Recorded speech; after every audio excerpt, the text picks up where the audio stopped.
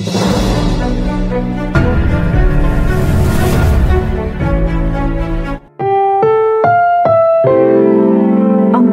ito ay rated SPG. Striktong patnubay at gabay ng magulang ang kailangan. Maaaring may masiselang tema, lengguwahe, karahasan, sexual, horror o droga na hindi angkop.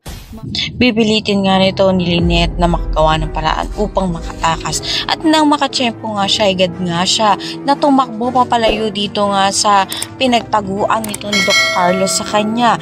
At dito na nga rin malalaman nga nito ni Giselle ang ginawa nga nito ni Doc Benitez dito nga kay Lynette. At nang malaman niya nga ito ay tama nga raw ang kutob nga niya na meron nga masamang itinatago lihim nga ito dito nga kay Lynette. Kaya naman kinakailangan nga nila mailigtas nga ito nga si Lynette sa mga kamay nga nito ni Doc Benitez. Dito na nga rin sasabihin ni Justin dito nga kay Zoe na parang nga napapansin nga niya na malapit nga sa mga namamasang ng tao ito nga si Zoe, at ano nga kayang dahilan.